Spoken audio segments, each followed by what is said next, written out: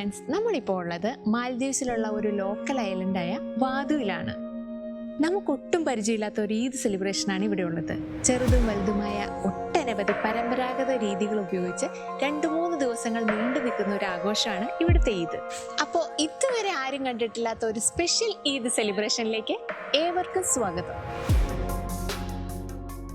മാൽദീവ്സിലെ ഈദ് ആഘോഷങ്ങൾക്ക് തുടക്കം കുറിക്കുന്നത് തലേന്ന് രാത്രിയിലാണ്. ഇത് വെറും ഒരു മതപരമായ ചടങ്ങ് മാത്രമല്ല കേട്ടോ, മറിച്ച് ദ്വീപുവാസികളുടെ ഒത്തൊരുമയുടെയും പരമ്പരാഗതമായ കലകളുടെയും വലിയൊരു ഉത്സവമാണ്. ഇവിടുത്തെ ഈ ആഘോഷങ്ങൾക്ക് മുന്നോടിയായി ദ്വീപ് നിവാസികൾ ദ്വീപിലെ കൗൺസിൽ മെമ്പേഴ്സിന്റെ അടുക്കൽ ചെന്ന് അനുവാദം ചോദിക്കാൻ വരുന്ന മനോഹരമായ കാഴ്ചയാണ് ഈ കാണുന്നത്. രാത്രിയിൽ സ്ത്രീകളും പുരുഷന്മാരും പരമ്പരാഗതമായ വസ്ത്രങ്ങളൊക്കെ ധരിച്ച് ട്രഡീഷണൽ വാദ്യോപകരണമായ ബൊഡുവേരുവിന്റെ അകമ്പടിയോടെയാണ് ഈ ഘോഷയാത്രയ്ക്ക് വരുന്നത്. ഈ ഐലൻഡിലുള്ള ഉന്നത സ്ഥാനങ്ങളിൽ ഇരിക്കുന്ന ആളുകളാണിവർ. ഇവർക്കും ഈ ദേശനിവാസികൾക്ക് മുൻപാകെ കൗൺസിൽ പ്രസിഡന്റ് ഈ വർഷത്തെ ഈദ് ആഘോഷങ്ങൾക്കുള്ള അനുവാദം നൽകുന്ന ചടങ്ങാണ് ഈ നടക്കുന്നത്.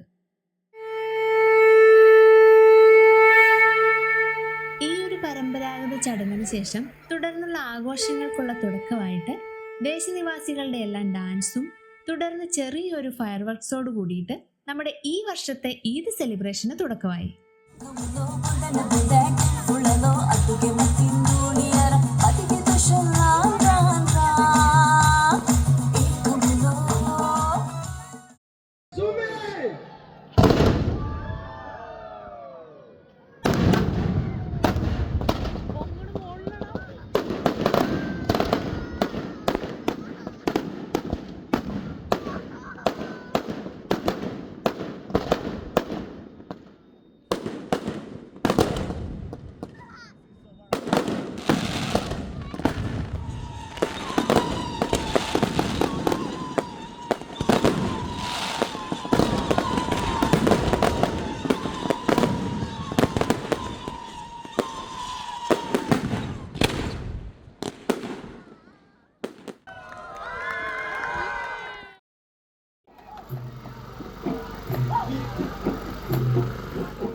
ഈദിന്റെ ആദ്യ ദിവസം തന്നെ നമ്മൾ ഇന്ന് വരെ ആരും കണ്ടിട്ടില്ലാത്ത തരം ഒരു ഭൂതനൃത്തമാണ് ഇവിടെ നടത്തുന്നത്. നമരു പരേഡ് എന്നാണ് കേട്ടോ ഇതിനെ വിളിക്കുന്നത്.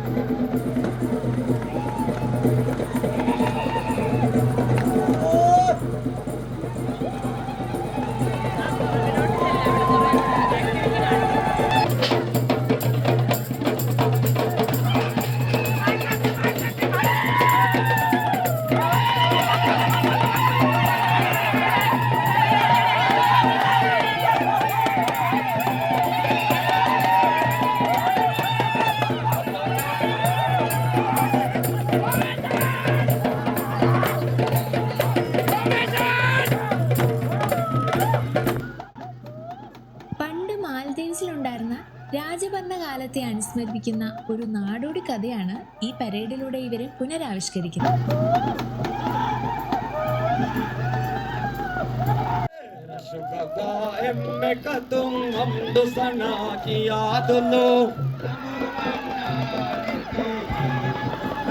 ഈ കഥയിലെ പ്രധാന വില്ലൻ കഥാപാത്രമാണ് നമരു എന്ന കാട്ടാളൻ. ഈ ഒരു ഭൂതനൃത്തത്തിന്റെ ഐതിഹ്യം എന്താന്ന് വെച്ചാൽ, പണ്ടൊരു യാത്രക്കിടയിൽ രാജകുമാരനെ ഭൂതത്താനായ നമരുവും കൂട്ടാളികളും ചേർന്ന് തട്ടിക്കൊണ്ടുപോകാൻ ശ്രമിച്ചു. തുടർന്ന് രാജകുമാരനും ക്രൂരനായ നമരുവും കൂട്ടാളികളും നടത്തുന്ന ആവേശകരമായ പോരാട്ടവും നാടകീയ രംഗങ്ങളുമാണ് ഈ പരേഡിലൂടെ ഉദ്ദേശിക്കുന്നത്. ഇതിനായിട്ട് പല വിധത്തിലുള്ള പേടിപ്പിക്കുന്ന കാട്ടാളന്മാരുടെ വേഷവിധാനവും മുഖംമൂടിയും ആയുധങ്ങളും ഒക്കെയാണ് യൂസ് ചെയ്യുന്നത്. ഇത് തന്നെയാണ് ഈ പരേഡിന്റെ മെയിൻ ഹൈലൈറ്റ് തന്നെ.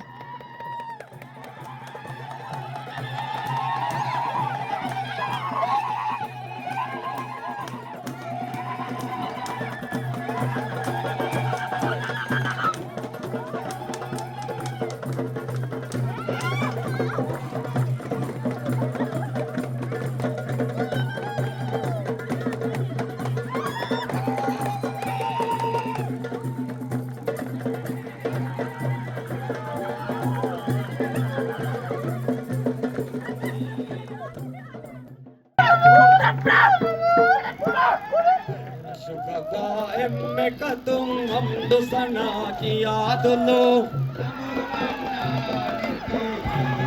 मेरा शुकबा मैं तुम हमद सना की याद लो. പിന്നെ എടുത്തു പറയേണ്ടത് ഈ പരേഡിൽ ഉടനീളം ഇവർ പുറപ്പെടുവിക്കുന്ന ശബ്ദങ്ങളുണ്ടല്ലോ, പണ്ടത്തെ ഗോത്രവിഭാഗക്കാരുടെ പ്രത്യേക സംസാര ശൈലിയാണ്.